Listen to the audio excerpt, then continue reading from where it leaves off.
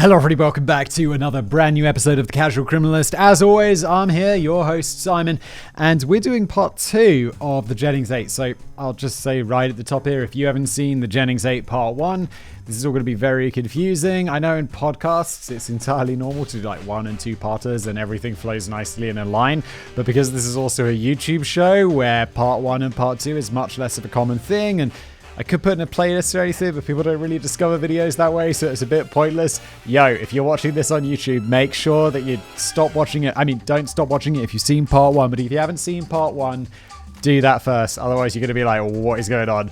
I'm very confused. The reason we broke it up is because the first one got insanely long. This one's also insanely long.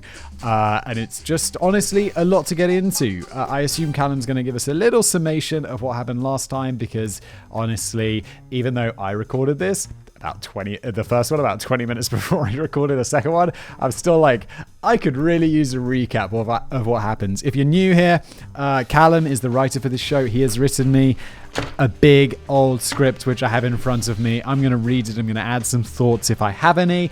I often do. Some people say it even gets a bit rambly. That's absolutely fair. Absolutely fair. I'll try to cut it down. But then I say I'll try to cut it down, and people are like, no, Simon, don't do it. The rambles are nice. It's complicated. And then afterwards, Jen. Oh no! Jen, are you alright? Jen, speak to me! Our video editor is going to add in, and audio editor, of course, for the podcast version, is going to add in some music and some images for everybody to enjoy. And, well, with that long waffling intro out of the way, let's get into it.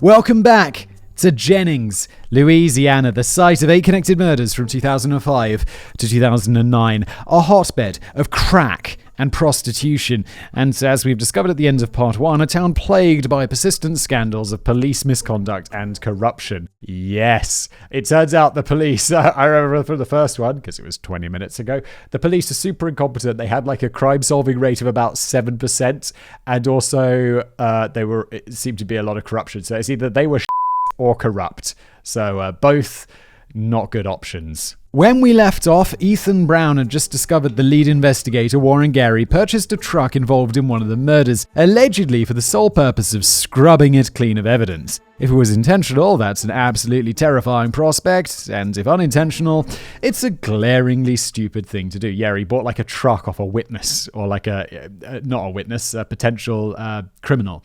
It's like, dude, not smart. And then he was like, yeah, scrubbed it down real hard.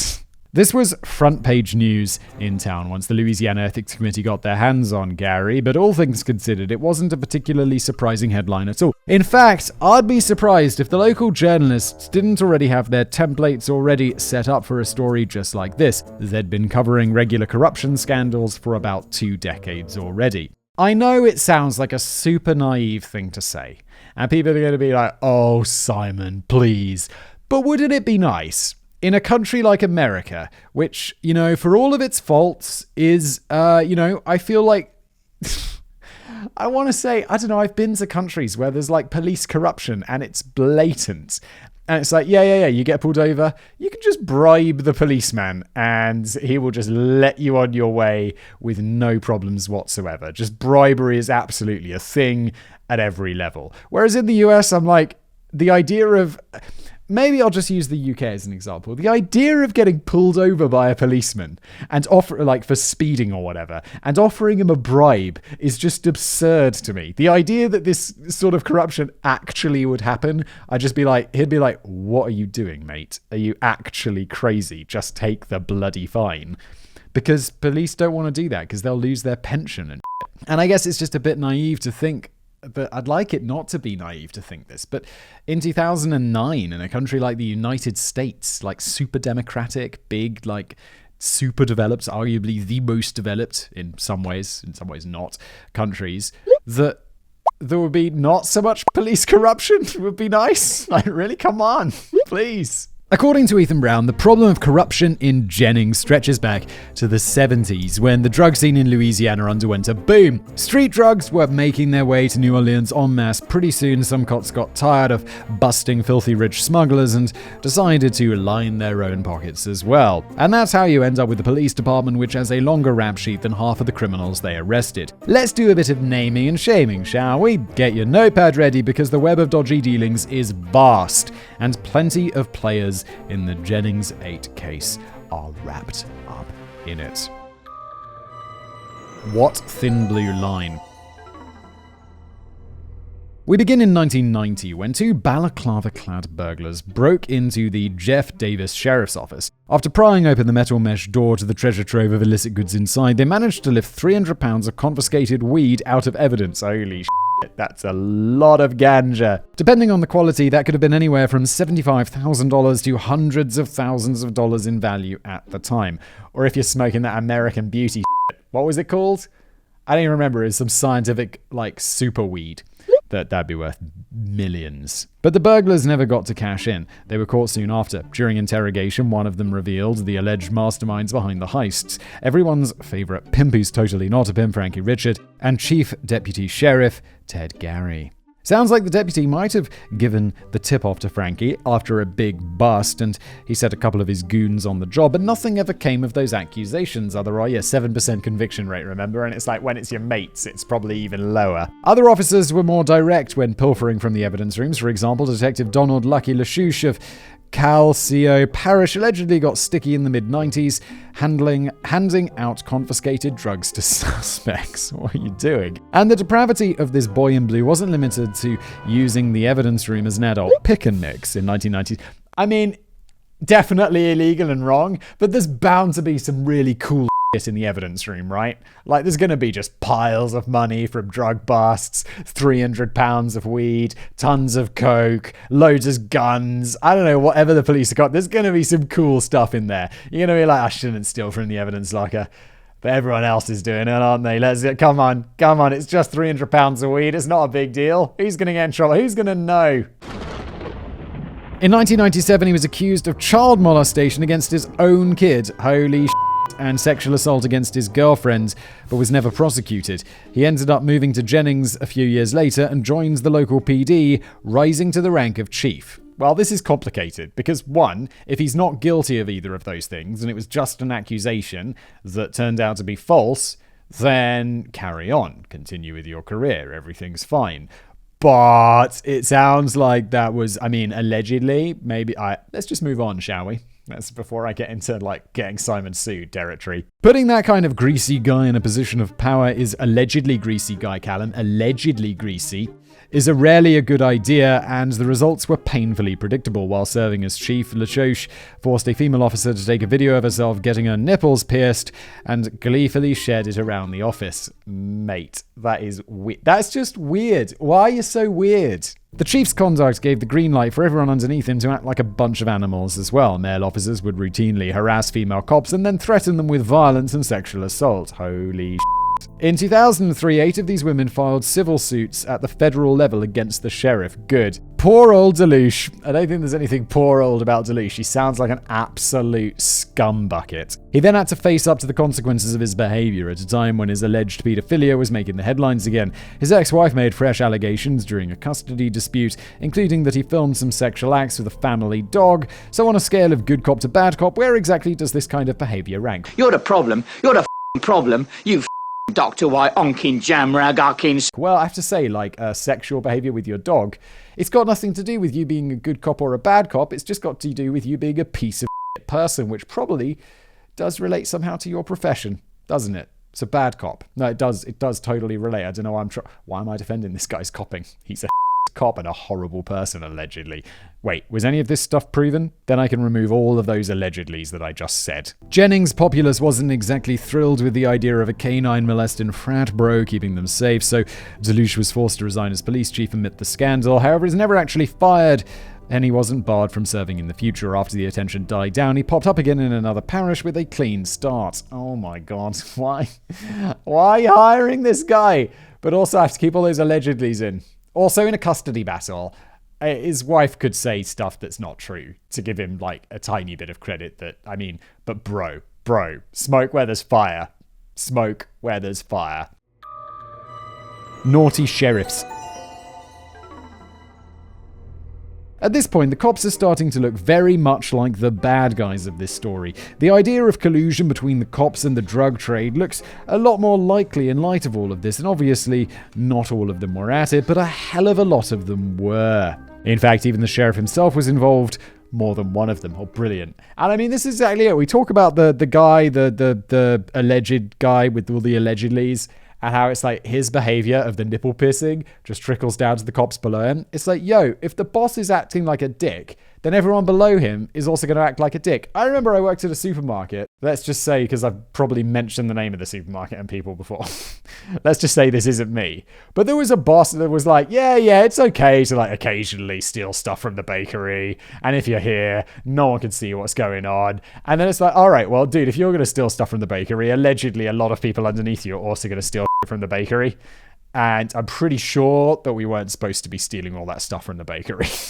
But it's like any other boss, you wouldn't be doing it because you're like, you look at what the boss does and that's what you do as someone who works under the boss, especially if you have no ethics of your own, like apparently I do. I mean, someone who isn't me, because allegedly would eat a lot of stuff from the bakery.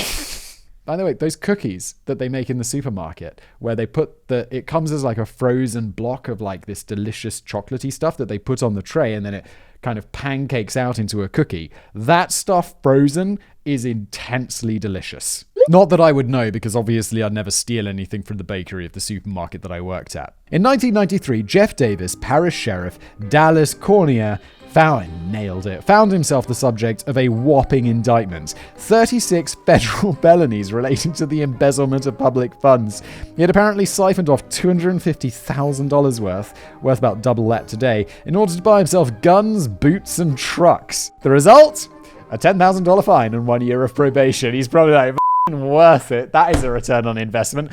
It's lucky I kept about 10 grand of that money ready for fines. For comparison, if a car thief in Jennings nicked a $25,000 ride, they'd be looking at a maximum of 20 years and a $50,000 fine under Louisiana law. They better be nicking it with a bloody gun and shooting someone in the leg. 20 years? That's absurd. And that's 1/10 of the value stolen by the good sheriff, who should also be held to a higher standard because he's a cop. Goes to show that if you are the law, then you don't need to worry about the law. And as I said, I wish this wasn't true in America. Come on. And how about the shady sheriff's successor? This was Ricky Edwards, the guy in charge during the Jennings 8 murders. He got himself in a spot of bother in 1996 when a Hispanic couple filed a lawsuit against him in his office. Their complaint related to an illegal stop and search while driving down the I-10, carried out by one of his top deputies. The TV show Dateline launched an investigation at the time. I know everyone's like, will know what Dateline is. I don't really know what Dateline is. It really does sound like a dating show, which, given that it comes up in Casual Criminals a couple of times, fairly sure it's not that. Concluding that unconstitutionally seizing assets from Latino drivers was basically a part of the culture in Jeff Davis Parish at the time. He was out of the office by the time Ethan Brown came to town, with a seat on the Louisiana Sheriff's Association for his valiant service. Oh my god, these corrupt really do look after each other, don't they? Allegedly. Sure, a few people got murdered on his watch, but Sheriff Edwards had his priorities straight. Had he not dedicated himself to the indiscriminate harassment of out-of-towners, who knows what horrible fate would have befallen the people of Jennings. Edwards was replaced in 2011, but the misconduct didn't end in Jennings after his departure from office. In 2013, City Police Chief Johnny Lassiter, a man who in pictures appears to have a perfectly rectangular head, it's really quite marvelous, was I gotta look this up. Perfectly rectangular head.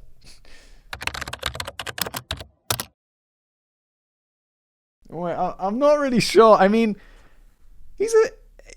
I don't really know what a rectangular head is.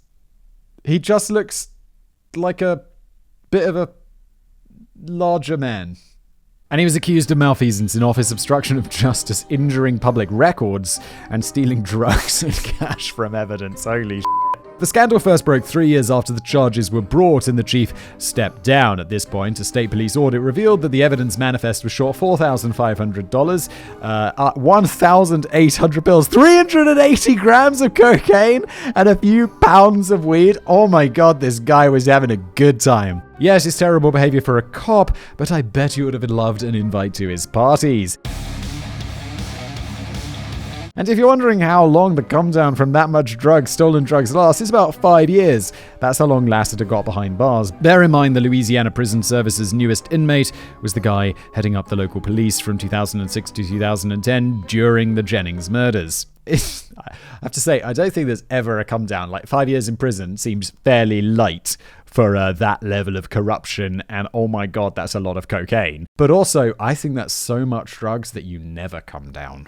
Like you just ride that high until you die, probably of old age, given how much drugs that is. And while he may not have lifted every piece of the missing goods with his own 2 hands, his complicity meant that a huge amount of drugs flowed right out of the police station and back onto the streets. If your police department is technically one of the town's most successful drug distributors, then your town has a real problem. So where the hell were all those missing drugs going exactly? I'll let you decide for yourself, but let me take you to this moment to remind you of what a senior task force member told a witness back in 2007.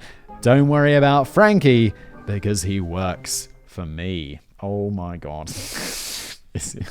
Oh my god. The Jailhouse brothel. Oh my god, how does this get worse? The level of absurdity. It can't be real.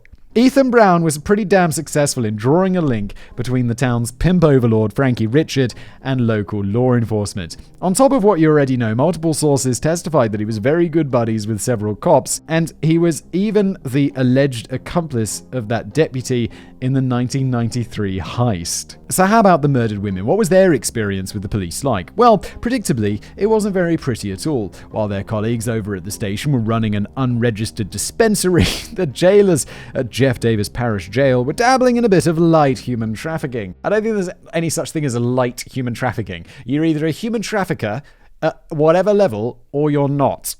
It's like, yeah, it's diet. It's just slightly less bad. And I'm not saying that someone who's like a massive human trafficker is not worse than a minor human. Wait, am I? I think they're both just pieces of shit. So let's just stop.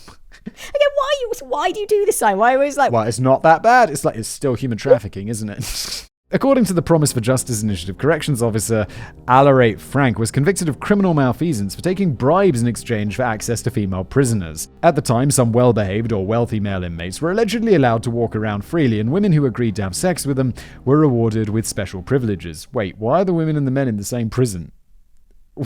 What is going on? That's not right. That shouldn't be. As part of the same extended scandal, it was revealed that Jefferson Davis Parish Deputy Eric Phillips raped multiple female jail inmates, while Deputy Jacqueline Varner arranged for a male inmate to rape 2 different female inmates. This is quite literally torture of the kind you hear about in war zones. To make matters worse, a jail nurse who raised concerns about the misconduct was fired for taking a stand. This is sick. Later, at least 6 women came forward to report being raped by jailers and offered up to male inmates for a price. This is some third world Batman jail shit. Like that jail. I mean, well, at least that's just dudes. But there's that jail in Batman where he has to climb out of that well up to the sky. That's the kind of... What? In America? Get your shit together. What is this? And any other country where this is happening, you need to do better. A lot better. Yeah, many of the authority figures involved are now continuing their career in alternate jurisdictions to this day. Alarate Frank even ran for police chief of Eunice City a few years ago. You can still find his eyesore of a campaign website online. Wait, Alarate Frank was convicted. He was convicted of taking bribes in exchange for access to female prisoners. So he was a jail pimp, essentially. Alleged. I mean, no, he was convicted for it, not alleged. Maybe we shouldn't call him a pimp. But I mean, allegedly. Look up the definition of pimp for yourself and decide whether that definition fits this man. And then he runs for chief of police after being a convicted, alleged pimp in a jailhouse, selling access to female prisoners. This is pretty disgusting stuff. And if you put these pretty simple pieces together, I'm pretty sure you can guess who some of the women trafficked in Jeff Davis jail were. The Jennings 8 all had regular brushes with the law, meaning several of them were victims of the prison prostitution operation. Arrest a woman for prostitution, then prostitute her in the jailhouse. Justice served, another job well done. Warden Terry Geary was also reportedly involved in the trafficking, including against the final victim in the Jennings 8 case, Nicole Geary. Is it just a coincidence they have exactly the same unusual surname? Weird. They share the same last name. Oh, there we go. Because they're cousins. What the Which means the lawman allowed his own cousin to be bought and sold on his watch. What the man? This, I don't understand how there are so many pages left to go. Because this is already just... We just go from absurd to absurder, and I don't understand how it can get more absurd than this level of insane corruption. And then it turns out that in the local prison, they're essentially running a prison brothel where the warden is selling his own cousin. I don't know what else could possibly be to come. It's just insane. And get this. Oh, God. When Task Force investigator Warren Geary purchased the suspected murder truck from that inmate, it was allegedly Warden Geary who brokered the sale. To say things seem suspicious would now be a gross understatement. So, given this thick layer of muck on the hands of law enforcers of Jennings City and Jeff Davis Parish, is it possible that some people in power might have wanted to keep the women quiet by any means necessary? Yes, Callan. The answer is absolutely yes. That's quite an explosive claim, but not an uncommon one. In fact, several police officers were actually among the most promising suspects in the case. Good cop, bad cops. So, which of the roster of Jennings's finest were up there on the board of suspects? We'll start with a familiar name, Terry Geary. Back at the time of the murders, the warden of the jail was actually part of a law enforcement power couple with then-wife Officer Paula Geary. According to witnesses from the local drug scene interviewed by Ethan, the Gearys were regulars at Frankie Richards' House of Fun off the clock. The ragged pimp never denied this fact, but clarified they never hung out at this house unless they came for police business or unless they was coming to buy crack in the middle of the night from somebody else. I didn't sell it. I smoked it. It's like they were either here following up on a murder or buying crack. Yeah, or buying crack, but definitely not from me. I would never sell crack. It's like, what are you up to, mate? Thanks for clearing that up, Frank. On another note, is there such a pandemic of boredom in Louisiana that everyone and their gran is smoking crack? Possibly. It seems... I just imagine my gran smoking crack. It seems to be pretty open secret that the couple were directly involved in the local drug scene, partly as users and potentially in some other capacities. When Ethan Brown linked up with the original renegade PI Kirk Menard, who had been working the case since 2008, he also had some interesting things to say about policewoman Paula. He alleged that it was she who hired the Jennings 8 as informants, and yes, managing snitches was part of her official responsibilities in the city PD. However, she denies ever having any female snitches on her payroll. Since the identity of informants is extremely sensitive information, there aren't any publicly accessible records to prove that one way or the other. Good, yeah. I mean, in a way, she could be like, yeah, I don't have any female. Even if she does, she should shut the up and just be like, no, I don't have anyone. No. Just because informants are really useful for cops who are not corrupt pieces of to catch criminals. Even if she wasn't the handler of the murdered women back then, she would eventually come under suspicion for an entirely different reason. Her personnel file is filled to the brim with complaints from her colleagues accusing her of all kinds of misconduct. It's just not really a surprise at this point, is it? And I bet they're all going to be really intense and weird. One detective is even absolutely certain that she actively leaked information about an ongoing investigation. Oh, God. But it was a classic Jennings case of sticky fingers that eventually brought about her downfall. Paula, a key Jennings 8 task force member, by the way, was in charge of turning over evidence after a raid on Frankie Richards' home in 2009. Sounds like she just didn't want to pay for a crack, doesn't it? This was as part of an unrelated investigation into a burglary syndicate that he was running with his mother. Oh, that's sweet, because of course he was. When Paula signed off on the inventory, $4,000 of stolen gear was missing. Was she to blame? Maybe, maybe not. Bear in mind that Jennings had another expert in evidence cataloging who also served on the evidence logging team in this case, automobile aficionado Warren Geary. He's the guy who bought the car, right? There's a lot of people. I'm keeping track so far. My big brain is working out. In the end, it was Paula who took the flak and ended up getting fired. She still rejects the accusations outright, claiming that she reported the missing goods as soon as she realized, but who knows if she's telling the truth. Either way, Frankie Boy is appreciative. He told Ethan, "In fact, I thank her for doing that. If she had handled her business right, my mama would still be in jail." He's referring to the fact that the case eventually fell to pieces due to a flurry of misconduct in the department. Frankie and his mummy, Dearest, walked away free. No wonder there's so much crime in this place, because everyone, I said it last episode, because everyone's getting away with it. And if they are not, you'll probably get arrested and then find out that the police just want to get involved. It's crazy. Who would ever live here? You're just going to be, it's terrible. A killer on the inside. There's clearly a reason to believe that Paula Geary and her husband had connections to Frankie or even other criminal elements in the town. And once again, this means an integral Jennings 8 task force member could have had reason to actively impede the investigation. It's the sort of thing that could have gotten her purged from the team long ago. I mean, they're said to have gone to his house to buy crack, and Terry Geary supposedly dabbled in the pimping profession himself at the jailhouse.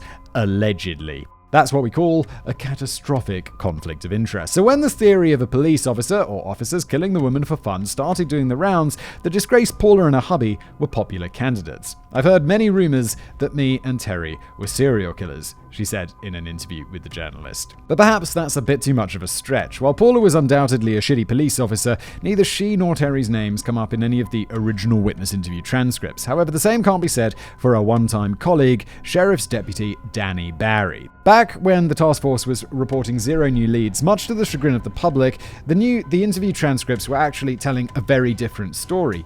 David Barry was directly identified as a potential suspect by no less than 3 witnesses back in 2008 on the same day. This information was never made public at the time. And even if he wasn't a killer, he certainly had some explaining to do. The reports focused around the niche sexual interests of Barry and his wife, who had a strange idea of a good time. Ethan Brown lifted these quotes directly from the witness interviews back in November 2008. He drove a small blue sports car. Barry would drop off his wife, Natalie, and she would get the girls. The couple would spike a drink and then take the girls back to the Barrys. Danny Barry had a room in his trailer that had chains hanging from the ceiling and set up so that a person could not see in or out of the room. Whoa. Did they just pick up some people, drug them, and then kind of put them in their sex trailer and rape them? That's intense. Yes, the couple allegedly cruised for women to drug and then bring them back to their trailer sex park dungeon. Stay classy, Louisiana. Is it too much of a stretch to imagine that someone capable of drugging and raping women might graduate to murder? No, it's not a stretch. Plenty of people in town thought so. The idea that Danny and Natalie Barry might have ended their sessions by asphyxiating helpless women became one of the more popular rumors. But of course, this angle was never officially followed up on by the Sheriff's Department, at least as far as the public records indicate. Even if new evidence comes to light now, it's too late to prosecute. Danny passed away in 2010 in a tragic BDSM. No! Oh, okay, no. Yeah, Callum goes on to say, only joking, it was a heart attack. Okay. So apparently it was possible to go a full 12 years at the Jefferson Davis Sheriff's Department while regularly drugging and raping sex workers. What exactly would it take to have you booted out? It's unbelievable. Like, that he's getting away with that. It's like, oh yeah, well, we know what he's up to. That's the popular rumor around town. We know that he's doing those murders. No, he's just doing a bit of light rape. Dudes, get it together. We're about to circle back to the nitty-gritty of the Jennings 8 case and look at the incident which really blew the cover on the potential police involvement as early as 2007. This was when one officer discovered that perhaps the most dangerous thing you could do as a police officer in Jennings was to tell the truth. The fall of Jesse Ewing. None of what we just covered paints a particularly pleasant portrait of the Jennings PD or their superiors at the Parish Sheriff's Department. Even the public were suspicious that the person who killed the women might actually have been living off their tax dollars, someone directly involved in the investigation to find the killer. But it's worth noting that not every officer was involved in dodgy dealings. There were those on the force that actively reported the deeds of their colleagues, which must have felt like bashing your head against a brick wall over and over. One officer ended up losing his entire career as a result, which is insane considering everything that the other cops did, like 12 years of the weird trailer sex thing, allegedly, and not getting fired. amazing. This is our good cop, Sergeant Jesse Ewing. He was an officer in the city police force back in 2007 and a key part of the early task force. Back then, they were still just investigating the Jennings 4. And that year, Sergeant Ewing received word that 2 women down at the jail had important information to share about the killings. So he went down to the jail alone, armed with just a tape recorder, to conduct some interviews. It was actually the testimony of these 2 anonymous witnesses that revealed the Chevygate incident regarding Warren Geary and the murder of Kristen Lopez, which we ended part 1 with. Not only that, these 2 witnesses told our good cop that higher-ranking officers of the police were complicit in a cover-up of the facts all along. Ethan Brown got the chance to hear those tapes and wrote, "They provide highly specific information about the murders of 2 of the prostitutes, Whitney Dubois and Kristen Gary Lopez, as well as local law enforcement's alleged role in covering up Frankie Richards' role in at least one of the killings." Jesse Ewing was already suspicious of his colleagues at this point, probably because they were a roving horde of sex pests and thieves, so he decided to keep this new information on the down low. The rogue copper instead went to a local PI, most likely Kirk Menard, who forwarded copies to the FBI outpost in Lake Charles and the Louisiana Attorney General. The feds then rode into town on white stallions and arrested every single corrupt cop for misconduct and murder. This is absolutely going to be like Callum saying in a second, except that it absolutely didn't happen. And everyone lived happily ever after. Only joking, Ewing's gambit misfired horribly. The FBI and Attorney General actually ignored the content on the tapes and sent the copies right back to Jennings. Oh god. No. More precisely, straight into the hands of the Jennings 8 task force. Jesse Ewing had breached proper procedure, and the insubordinate officer now found himself at the mercy of his superiors, who, as you know, were of dubious integrity. He's screwed. Also, the guys, the Attorney General and the FBI people, what the guys? Come on. The moralistic sergeant was charged with malfeasance in office and dismissed from the force. To cap it all off, one of the witnesses he interviewed came forward with a sexual assault claim relating to the day of the interview. Obviously, if it's true, he's pretty much as scummy as the rest, but is it possible that a corrupt cop might have leaned on the woman to log a false claim and smear the reputation of a turncoat? She was in jail after all, and her life could end up pretty miserable if she never complied. Yeah, it's entirely possible. In fact, it seems extremely likely. Whether Ewing really was guilty of harassment or not, he was now blackballed from the profession after 20 years of service. He told Ethan Brown, "I felt screwed for doing the right thing." This is what actually happens to maverick cops in real life. Rather than just hijacking helicopters and throwing villains off rooftops like in the movies, they just end up shunned and disgraced. Meanwhile, the bad eggs in our story somehow ended up with new jobs and squeaky clean records. The tapes. All in all, I'd say Sergeant Ewing's kamikaze mission wasn't in vain. After all, his efforts meant that those tapes were preserved for posterity rather than being accidentally damaged or misplaced. These tapes have never been released to the public. Only the police, the PI, and Ethan Brown have ever heard them. So when he published his online expose on the case back in 2014, this was the first time that the ins and outs of the accusations were exposed in depth. For the first time, the public had an insight into the final days of the 2 victims and potentially knowledge of exactly how they died. It begins with Tracy Chason, the local sex worker who reported the pimp Frankie Richard and his niece Hannah Connor to the police in part 1, implicating herself in the process. The police weren't the only ones that she shared her story with. The anonymous speaker on one tape claims to have heard the full story from Chason herself, not only regarding the Lopez case from March 2007, but the murder of Whitney Dubois 2 months later. The story goes that Chason, Dubois, Frankie Richard, and Hannah Connor were enjoying a bit of crack-enhanced bonding time, as is apparently the custom down south. At some point, Frankie made sexual advances on Dubois, but she rejected him, and Frankie apparently doesn't handle rejection very well. Chason said she witnessed firsthand as old Frankie's violent temper exploded. He began viciously beating Dubois. He got aggressive. He started fighting with her, and when she started fighting back, he got on top of her and started punching her. His niece soon joined in, battering the helpless woman to the point of unconsciousness. It was allegedly Hannah who ultimately ended the woman's life, holding the back of the head of victim number 4 and drowning her. A crime of violent, drugged-up fury. It doesn't sound like much of a stretch at all. Perhaps this was the event which ultimately encouraged Chason to come forward. After all, who knew when Frankie would decide to turn his murderous rage on her?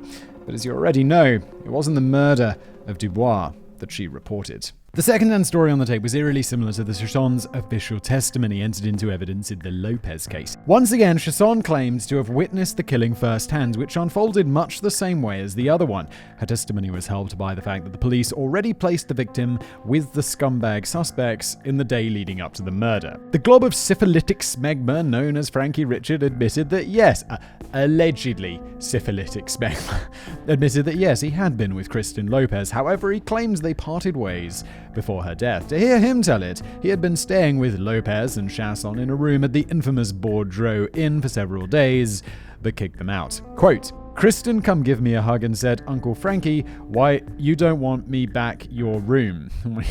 This is not me being unable to read, it's this guy being unable to speak. And I said, no, because you don't have no respect. You want to steal everything. This guy's a genius. Said the guy who once ran a burglary ring with his mum. Anyway, Chasson corroborated Frankie's story at first, but in a tearful second interview, the transcript tells a very different story. Ethan Brown explained. Richard and Connor had, on another drug-addled night, killed Lopez in a fit of anger, beating her severely by a levee near the Petit Jean Canal on the outskirts of Jennings and then drowning her. Why's everything got French names? I don't know anything about Louisiana. I had no idea it was so French. Lots of people have French surnames that I'm sort of half pronouncing English and half pronouncing French because I don't know what to do. And then like the Petit Jean Canal is like Small Jean Canal, I think.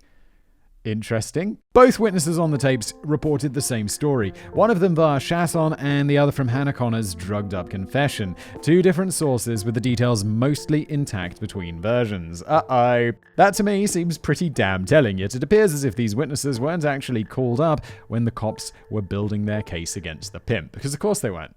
Because everyone's super corrupt. It's like, why would you bring forward two witnesses? You have both the same testimony, which corroborates each other. I mean, that would be too much like getting a closed case, wouldn't it, police? Wouldn't it? A brief breather. Okay, so after a quick dip in the dirty, dirty sewage water of Jennings police corruption, we've gravitated right back towards the man at the center of it all. We've seen how Frankie's alleged ties to the police seem to have saved him on more than one occasion. Not only that, the series of scandals racking the town have shown how officers were absolutely integral to the Jennings 8 investigation and appeared to have vested interests in the local underworld. That means your choices are currently, and here's a list. A. Murdered for informing on the drug trade. B. Killed for fun by a sadistic cop. C. Killed in a drug-fueled rage by a pimp. D. Murdered for informing on jailhouse human trafficking. Or E. Something else entirely. I mean, all of these are pretty good options. I mean, they're all terrible options, but they all seem, all of these are possible. I don't know which is worse. I think anyone's involving the sadistic cop murdering is probably the worst. I kind of hope it's not. I don't know. I don't want to say they're all terrible. I'm sorry. I'm not casting a vote, but I will tell you this. On camera in 2018, Frankie Richards himself sided with the snitches get stitches theory, saying these girls lost their lives because they seen something, heard something, knew something that they was not supposed to know. He claims the deceased officer and sex dungeon owner Danny Barry was probably to blame. Oh, so he's voting for option B. I mean, well, he would, wouldn't he? So to recap, the police say it was probably Frankie. Frankie says it was probably the police, and, well, we still kind of think it might be both of them. The only question remaining is why. Yeah, this has been a long episode to figure out, why? Why have these people been killed? What are they trying to hide? I'm gonna guess it's something to do with police corruption and drugs and this nasty Frankie dude. The whistleblowers from the Jailhouse brothel scandal. I forgot about the Jailhouse brothel. This episode's full of so much crazy. In any other episode, the Jailhouse brothel would be the leading thing. But in this, it's just another part of the craziness. The whistleblowers from the Jailhouse brothel scandal weren't the same women as the Jennings 8. And as far as I can find, those women haven't faced any fatal repercussions. And despite researching the case for many years, Ethan Brown doesn't make any direct accusations or argue for one strict interpretation. You kind of get the impression that he's just uncovered the tip of the iceberg, so even if he wanted to make a complete theory, he couldn't. But there's one last puzzle piece that he offers up, one final killing that might be the root of the entire Jennings 8 case. Take my hand and follow me. We're going to buy some crack! Okay. Oh my, Callum. I mean, okay, let's see where this goes. A botched bust by Briggs Beckton. It's April the 19th, 2005, and you're starting to get that overwhelmingly sad feeling in your chest again. You're shaking, you're getting snappy, you've got a headache that feels like it'll split your skull down the middle. In short, you need some crack. ASAP. Well, don't worry, I've got your back. I know a guy at 610 Gallup Street, down on the south side. We pick ourselves up from your favorite perch, the dumpsters out the back of Denny's, of course, and head towards the train tracks, walking in the dark. After a pleasant little stroll, while you're absolutely got a splitting headache because you're desperate for crack. We're standing out front of a pretty rough-looking single-story house, a rickety wooden structure with peeling paint on the outside. And I bet we're gonna find our crack dealer in there. My guy opens the door, Harvey Bird Dog Burley. Don't ask me how he got the nickname, I have no idea. We're invited to take a seat in his dimly lit room, which is filled with that sweet chemical stench that you came for. There are a familiar few faces here tonight, about a dozen or so folk from around town. Some of them are chatting, some lazing around on the shabby furniture, or sleeping among the mess of stained blankets and trash covering the floor. Ah yes, the crack den chic aesthetic. I introduce you. Hello everyone, this is my mate Simon. He loves crack. Callum, what is going on? We've suddenly got on a first-person crack-buying adventure, and I love it. Among your new friends are Tracy Chasson, who I told you about, Kristen Lopez, who would eventually become victim number 3, and Alvin Lewis, the boyfriend of Whitney Dubois, future number 4. There's also another local dealer that you should probably meet, a gawky ponytail guy called Leonard Crochet. People are coming and going every now and then, so after a few minutes, some prime real estate opens up on a nice, comfy armchair. In my mind, it might look comfortable, but it also looks stained and full of crack powder. Is crack a powder, or does it come in like I know so little about crack. I feel like crystal meth I know loads about because Breaking Bad was awesome, but to get my knowledge up on crack, I feel, I don't know, what TV show has a lot of crack in it? Gotta learn about that crack. Does it come like as a rock? Yeah, crack rocks are a thing. People smoke crack rocks in a little glass pipe, right? I don't know. Never done crack. Good. We get you sat down and sorted out with a lovely bit of crack from Bird Dog's stash. Suddenly, all is right in the world again. But just as we're starting to enjoy ourselves, dark forces are conspiring to spoil the party. Unbeknownst to us, an informant is currently calling the Jennings City PD to report ongoing drug activity at the crack house. You found this drug activity at the crack house. Surprise! The cops are extra interested this time because Tracy Chasson is currently breaking the terms of her probation by just being there. Fast forward another 24 hours and you're still sinking into your nice comfy armchair, but you've burned through all my spare cash and once again we're out of crack. I'll add it to the tab. All we can do is curl up in the dark and try to keep the bad thoughts at bay. I feel like the only time you can sit in a chair for 24 hours is like when you're on a plane going to Australia, I guess. Or you're on drugs in a crack house. It's approaching 10:20 p.m. and with the curtains drawn, the room is now almost pitch black, save for the glow of a lamp in the kitchen. I'm cozily curled up in the fetal position, sleeping off that monster come down as best I can, but annoyingly, we're both about to experience the most stressful alarm clock of our lives. No, that's not the throbbing in your head, it's the sound of a handheld battering ram smashing down the front door. Uh-oh! Well, I think we're okay. You've smoked crack, you're not dealing crack, you're in a crack house. Hopefully you don't have any crack on you. Fairly strong defense. I'm just hanging out in the crack house. Was I doing crack? Definitely not. What's this? Just a really bad hangover from beer. The flimsy thing caves in after just a few hits and a group of cops flood through shouting, "Police!" and brandishing their guns, which is just rude, really. There are people trying to sleep off a crack hangover in here. Everyone jolts and spins around as the cops swarm in. One of the first officers through the door is scanning around the room with his shotgun. Holy shit. The light blazing from the flashlight affixed to under the barrel is a bit sore on the eyes, but this isn't our first drug bust. So, after the initial fright, we don't panic. We've got this. That is until an officer with a shotgun aims his weapon at Leonard Crochet, now standing at the far end of the room, and he barks out, "Show me your hands!" A thunderous bang fills the room. Oh my god, they killed Lenny. You bastard! It's a good South Park reference there. You don't need me to tell you that. The man on the other end of the 12 gauge that day was Louisiana probation and parole agent John Briggs Beckton. Holy shit, I didn't realize parole agents did this kind of stuff. I thought parole agents was the dude in the suit who makes sure that you're not like running away and that you're having like a good post-prison life, which is obviously not very effective. And but not the guy who's like wielding a shotgun and busting in the door to make sure that you're not where you're somewhere where you're not supposed to be. Damn, America, you're scary. As we're all being slapped in cuffs and loaded into a police van, an ambulance is hurtling towards the house in an attempt to save the middle-aged crack slinger's life. But by the time it arrives, he's already dead. He got shot with a bloody shotgun, didn't he? Now John Briggs Beckton finds himself in a real predicament here. None of the people arrested that day corroborated his story in the interviews. Not a single person saw Crochet make the jerky movement towards his belt line that Beckton interpreted as a threat. Not even his fellow cops could confirm it. Really? That's where the cops draw the line? What's more, the investigators were unable to locate any items in the immediate vicinity of Crochet's location in the residence which could have been construed as a weapon. In short, it seems likely that the jittery parole officer was acting on a panicked reflex or in the midst of some trigger-happy Call of Duty flashback. Thank God he snapped out of it before landing a 5-kill streak and calling in the airstrike. Airstrike! What are you up to, mate? You just did a drugs bust. There's no air support. We're not at war. This is a crack house. It seems like he knew that he'd f***ed up right away. Just after shooting Crochet, he approached the dying man as he gurgled through his last breaths. Oh, Beckton muttered. According to one report, Crochet was then flipped onto his front and handcuffed, as if the buckshot in his chest wasn't enough to pacify him. It seems like Crochet's death was entirely preventable and unnecessary, and with no testimony backing up his version of events, surely Beckton would be severely disciplined for his mistake. Right? No.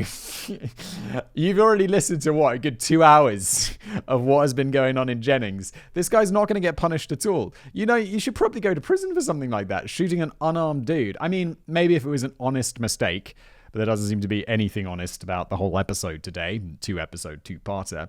I get the feeling he's probably going to get promoted or some shit. He's probably going to get made chief of police in another town after his record's forgotten. Okay, let's move on. Of course not. What a surprise. He simply wasn't punished at all. In Beckton's report, he wrote that the dealer then made a sudden movement with his hands towards his belt line. The parish grand jury took his word for it and accepted that he felt threatened enough to justify lethal force. This meant a no true bill ruling, amounting to 0 wrongdoing. Well, I mean, at least he didn't get promoted to chief of police. At least it's not good enough. The fallout. Where things get really interesting, though, is how Ethan Brown made this episode a kind of book of Genesis in the Jennings 8 story. After all, the very first victim showed up just 1 month after. Could it be that this one event started a cascade of corruption and violence that left 8 women dead and potentially many more related parties? Frankie Richards suggested so. Quote, "Most of them girls was at a raid. When that Crochet boy got killed, most of the girls that are dead today were there that night." Wait, this is a huge overreaction. Like, what? Why? Because they could testify differently, but the guys already got off. Isn't there like that double jeopardy thing? They can't try for the same crime twice. I think that's a thing, right? Judging from movies. So what's up? Like, what? I don't know. That's not entirely confirmed. All the people I just mentioned by name were listed on the official arrest record from that day. Only one of the Jennings 8 saw it firsthand. But who knows who came and went in the days leading up, or when you were conked out on that armchair. All the other victims were certainly at least adjacent to the drama that unfolded that night. Things are heating up nicely, but I've got a question. Since the police clearly had the capability to clear the trigger-happy parole agent of any wrongdoing without the need for a scorched earth massacre of local street criminals, why bother? Okay, good. I really thought I must have missed something, because I'm like, that just seems like an unreasonable overreaction for something that the guy already got off on. He's like, well, I already got off on that crime. Better kill all the witnesses. It's like, mate, that just sounds like a high-risk activity for you to get involved in for very little upside. Well, if you can believe it, Brown allegedly heard it was an act of retaliation. He cites an anonymous source who told him that the snitch who reported the activity at the crack den later insinuated that Leonard Crochet had recently refused to traffic the crooked Jennings PD officer's drugs. This snitch seems to believe that Crochet's death was actually a planned hit. Okay. Yeah, that's totally reasonable, but does that mean we need to kill all the witnesses? Witnesses to what? They didn't know this secret plan, did they? Meaning that if this extraordinary claim is true, if this secret plan existed, if this extraordinary claim is true, the other victims could have been collateral damage, a bit of tidying up, which ended up getting out of control. Because after this incident, the murders and suspicious deaths started really racking up. It potentially became a game of witness whack-a-mole, killing witnesses to the first murder, then killing witnesses to that murder, and then that murder, and so on. Oh my god. Okay, I get it. So it just got out of control. It's like just a chain reaction of murder and witnesses. That is so intense. This theory is supported by the fact that, according to some of the transcripts obtained by the journalist, some of the Jennings 8 were actually interviewed by the police about the murders that preceded their own. And nobody drew attention to the fact that witnesses with apparently privileged information about the killings were suspiciously dropping like flies. I feel, someone should have made that connection very early on. Apart from this, that 7% conviction rate though, and that's why. Police just a bit in Jennings. Allegedly. Apart from the women themselves, there was also the death of our beloved dealer, Harvey Burley. He actually turned up dead shortly after telling a relative of Whitney Dubois that she was investigating her killing, getting closer to an answer. And of course, as the web of intrigue spread out, people who weren't part of the drug bust started mysteriously dying too. There's the case of Russell Carrier from Lafayette. He called the Jeff Davis Parish's sheriff office in September 2008 to report seeing 3 men walking out of the patch of woodland where the 6th victim was found soon after. There was a Mr. Mountain, a Mr. Ivory, and a Mr. Williams, associates of Frankie Richards, the first of whom is also suspected in the Lopez case. That sounds like another key piece of testimony for a case of missing criminal conspiracy. Very promising. But unfortunately, it never made it to court. On October the 10th, tipster Russell Carrier decided to lie down on the train tracks and take his own life. Investigators never gave a reason for the man leaving the bar that day and ending up on the rail. Could happen to anyone, really. Who among us hasn't gone out for a nice public nap only to be bisected at the waist by a freight train? Holy I mean, like, killing yourself is a very morbid topic. But, like, by a train? Really? That's how you choose to go? Nah, maybe he was killed. Maybe he was murdered. I mean, it sounds like an effective way to murder your worst enemy, rather than a way to choose to go. Another quick breather.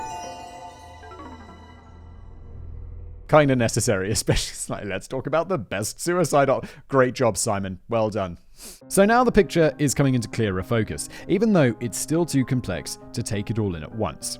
Number 1. We see people offering a hand in murder investigations suddenly turning up dead around Jennings. Number 2. We know for a fact that some of the Jennings 8 had information about these deaths and other dodgy dealings. Number 3. They were all alleged police informants who would have had the established channels to relay that information to the task force. And 4. The task force and/or associated agencies may have been infected with underworld moles leaking information. As we mentioned at the very beginning, during the final days of Lopez's life, she was in a paranoid state. Her mother is quoted as saying, "They were scared, them girls. I think she knew about it and was too scared to say." Now we have a better idea of what it might have been. Same with the mother of Nicole Geary, the last victim. She used to tell us all the time that it was the police killing the girls. She knew, and that's why they killed her. It seems likely that she's part of a chain and that everyone else was killed for the exact same reason, just for someone else to cover up someone else's murder. This is a crazy thing. Nicole even appeared to know she was next. Just days before her death, her mum asked her what kind of icing she wanted on her birthday cake. The 27th was just a few days away. Nicole replied, "Mama, it doesn't matter. I'm not going to be here." And the same for Laconia Brown. Ethan uncovered a previously unreleased task force testimony from one of her friends who said Laconia was worried about 3 murderous police officers who were killing witnesses. Her sister later revealed that the victim claimed to be investigating a murder with a cop. The cop wanted to give her $500 to tell what happened. I think it was a cop that killed my sister. The accusations of police involvement were so ubiquitous that by 2009, Sheriff Edwards demanded that every single member of the task force be swabbed for DNA to silence what he called baseless rumors, aka directed accusations against specific dirty cops. According to baseless accusations, it's like, oh my god, have you seen your police force? According to Brown, it appears that they kept the results of those tests purely internal, which kind of defeats the entire purpose. Yeah, I'd be like, okay, well, yeah, it turns out that, I mean, why keep that internal unless you have something to hide? Right? The possibility remains then of a deep bloody conspiracy between crooked cops and underworld thugs lining each other's pockets and watching each other's backs. And given the explosive effect of Ethan Brown's investigation, those rumors will likely never die. The book and aftermath. Brown went on to publish his findings on Medium in 2014, one of the most read true crime pieces on the web. He attributes its success to the premiere of True Detective Season 1 shortly before, which bears some striking similarities to the real-life case. The real story soared into the public consciousness on the back of that show's success, flooding Ethan Brown's inbox with interview requests. However, the article was met with mixed reviews in the town of Jennings itself. After his piece blew up, read by people from all over the world, Sheriff Ivy Woods, the new boss in Jeff Davis Parish as of 2011, responded with a counterpost on his office's website that rejected the journalist's meddling. Quote, "It is unfortunate out-of-town journalists are taking information and twisting it to support a fictional conspiracy theory to gain followers and sell a story." Well, I don't dispute the sheriff's office has had problems, but the past is the past. Dude, that is not... You can't just be like, well, the past's the past. It's like, yeah. But there's all sorts of crimes in the past that should probably be looked into. I mean, it's like, yeah, I murdered someone last week. Past is the past, though, isn't it? Past is the past. Holy shit. It's all one ghetto, man. Or in other words, yeah, sure, some of our dirty cops may have waged a campaign of terror against local prostitutes, but that was 5 years ago. Let it go, man. As a result of this backlash, Ethan's allies in the local paper cut off contact with him, and he no longer felt safe in the small town. I'm not surprised. Should he have ever felt safe in the small town? Ethan Brown is so brave. It's like, I think I said it before. I'm such a coward. I'd never do this. I'm just like sitting here behind my microphone and reading about what Ethan Brown got up to. Thanks, Ethan. Oh, God. I actually felt like I was being targeted by cops or sheriff's deputies to be killed or harassed or assaulted or whatever, and I found it terrifying. I'm not bloody surprised, mate. Whenever he drove out that way, every car following a little too close behind him started to look even more sinister. Every footstep approaching behind him was charged with a new anxiety. The words of the guard at Frankie Davis's seemed more pertinent than ever now. You're a bold-ass little man, dog. Don't get caught in Jeff Davis Parish at night. So he stayed away for a while. The downfall of Congressman Bustani. One day, Ethan received a call at his house in Louisiana. A publisher wanted to pick up his story for a fully fledged book deal. The Medium article is long enough in itself, but to flesh out the pages of a bestseller, our hero needed to tie up some of the loose ends which had been stuck on his mind since bidding the town of Jennings farewell. And during his final research push, he discovered the perfect bit of marketing material that had catapulted the story of the Jennings 8 into the stratosphere. Remember that shady little hellhole of a motel which we visited at the start of our story, the Bordeaux Inn? Well, a bit of digging into the title deeds revealed that the underworld of Jennings might have had associates far higher up the ladder than previously thought. He heard a rumor that this one-stop shop of vice was secretly owned by people involved in politics. Oh my god, of course it was. Oh my god, of course it was. A long time spent levying public record requests eventually revealed a name, Martin Geary. He was a staffer for a goddamn Louisiana Congressman, Charles W. Bustani Jr. of Lafayette, 40 miles east of Jennings. So what does a political field agent need with a seedy motel cum brothel in his portfolio? Well, in his expanded and updated version of the story from 2016, Ethan makes the unbelievably bold claim that the congressman himself was actually a semi-frequent customer. And the craziest part of all, he reportedly had sex with no less than 3 of the Jennings 8 at one time. I'm just saying, Ethan is saying this. He's making these claims. All of this is just me saying what he's saying. And I mean, he probably threw plenty of allegedlys in there. And so, thusly, will I. Allegedly. If you're getting a bit of deja vu here, then it's probably because of that True Detective connection from before. Near the end of the I've not seen True Detective, actually. Near the end of the season, the fictional investigation ends up implicating a powerful state senator in a web of murder and deceit. Life wasn't imitating art. It was blatantly plagiarizing it. Sure, Bustani wasn't quite a senator, but he might have been if Ethan never dropped that career-ruining bombshell. The congressman was actually locked in a battle for a Senate seat when the book was released, 2 years after the original article. At first he tried to ignore the allegations, but later came out swinging with the defamation lawsuit. It's all total lies, and everyone, even John Kennedy, his political opponent, knows it. By this point the damage was done. He lost the race and dropped the lawsuit shortly after. That's intense. Like, That is intense.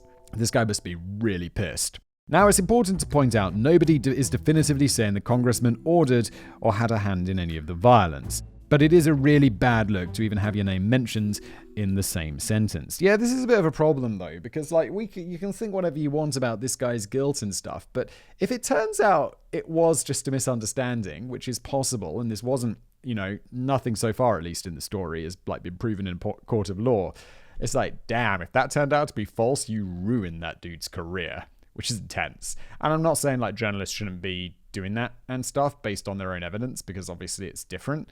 But it's if there's false stuff, it's oh my God. In the UK, our political scandals are usually far tamer. So what? Our Prime Minister once put his genitals in a pig's head. At least he doesn't associate with murderers. And then Callum's put in brackets. Probably. Wait, did Boris Johnson put his testicles in a pig's mouth? I thought it was David Cameron. But they were both part of that club at whatever university they went to, right? Where everyone's super posh and they do all these, they go to restaurants and trash them, allegedly. Is that the Bulling Boys or something like that? I don't know. I thought it was David Cameron, though, allegedly. Where are they now? Now, as we approach the 14-hour mark in the Casual Criminalist Jennings 8 saga, I've been here forever. Actually, you don't even know this, listener, but I took a break. I went home and came back the next day recording this episode because it's so bloody long. I wore the same shirt 2 days in a row because I knew how to make it match up. You're welcome, YouTube viewers. How's that for dedication to continuity? I think this light in the background, this side, was on, though, and I didn't switch it on. My bad. We've exhausted nearly every bit of intrigue, and it's about time we packed up our and got the hell out of Jennings. All that's left to do is explore where exactly things stand now. Whatever conclusions you draw from Ethan Brown's investigation, it's clear he's done a pretty damn good job. Dirty secrets have been laid bare and feathers have been thoroughly ruffled. His crusade to solve the Jennings 8 murders got even more attention in 2019 with the release of the two-part documentary Death in the Bayou, The Jennings 8. The current sheriff, Ivy Woods, agreed to be filmed for the piece and still denies that any officers involved with the task force had anything to do with the killings. He maintains that Ethan Brown is an author of fiction stories who just wrote the book to make money and embarrass the people of Southwest Louisiana. But in reality, the story basically tells itself. There's so much muck accumulated around the city's controversy-plagued law enforcement that it's hard not to suspect that at least some of them knew what was happening. But to this day, every one of the Jennings 8 murders remains officially unsolved. The only fresh evidence I've been able to find is an article from June 2020 about 3 men murdered in Port Allen, roughly 100 miles east of Jennings, from 2017 to 2019. We don't have time to get deep into all of those today, but suffice to say that they bear a striking resemblance to the story that we've just been wading through. According to H.R. Arledge of the West Side Journal, police officers on the first case failed to find the first victim, Fat Trow Queen's body, for hours after following the case because it was in a closet which had no doors. They then left some key evidence behind, like blood-stained clothing and a bullet casing, and they barely bothered conducting any interviews. The victim's mother thought they acted more like they already knew who did it. Consider the fact that Fat Trow was rumored to be a federal informant and was also involved in the street-level drug trade, and we're almost telling the exact same story over and over again. That's why the writer Arledge starts with something old Frankie Richards said to him in an interview years prior. No serial killer got them young girls in Jennings. Them people responsible kill snitches up and down I-10 in Lake Charles, Baton Rouge, Hammond, just all over. And therein lies the rest of the iceberg. What higher-up players in the drug smuggling trade might be involved here who we'll never know about? And is the story of the Jennings 8 part of a wider one that has actually claimed far more victims over the years? Perhaps the real answers lie so deep in the conspiracy that we'll never even get a glimpse of the puppeteers that are really behind the whole affair. All we get is a brief window into the murky world of their dealings, the intersection of their illegal trade with law and order, and maybe even a glimpse of connections running right up into state government itself. I wouldn't be surprised at all if this story has a few rug pulls left up its sleeve. Yeah, this is definitely one that, this is all so recent and stuff and still being investigated and still ongoing. That last article is from last year. This is being recorded in 2021. It's that's pretty intense. We haven't ever done a follow-up Casual Criminalist episode because the show's so new, but I bet for some of these more modern ones, we could definitely do that. Wrap up.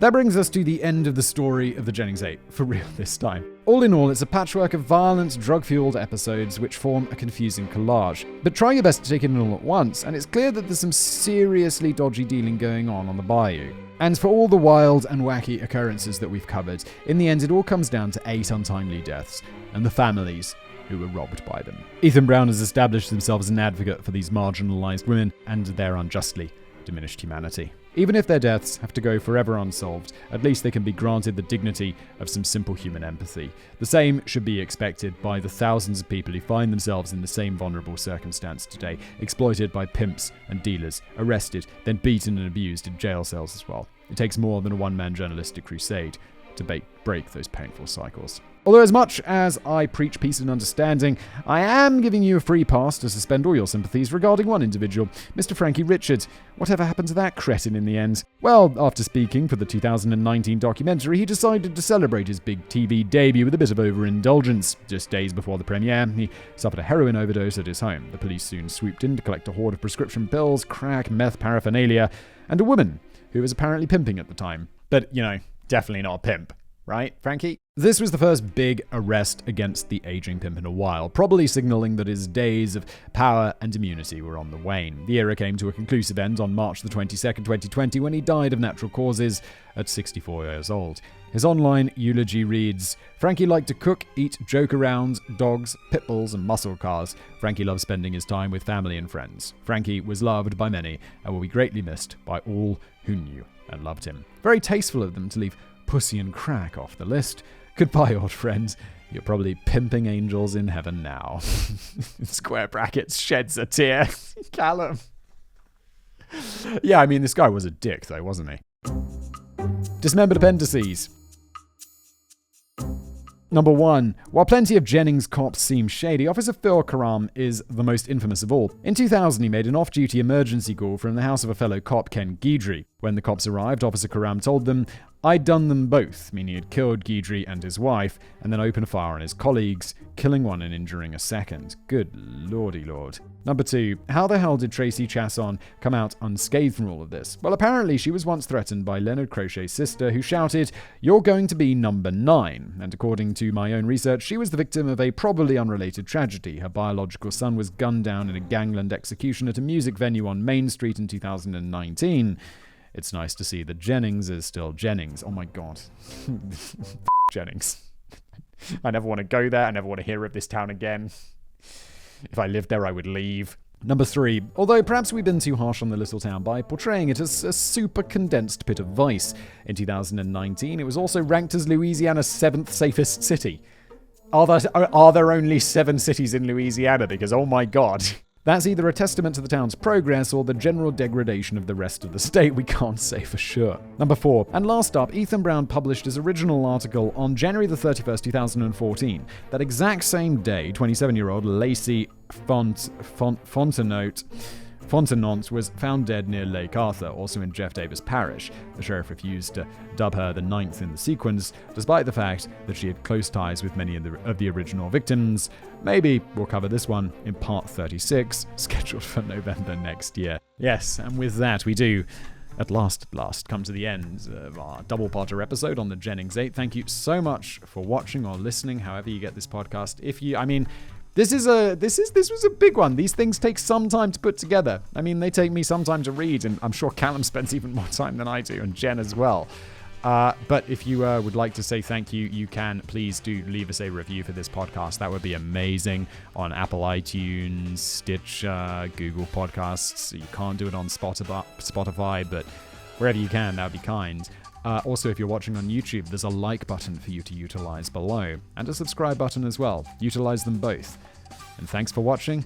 Thanks for listening.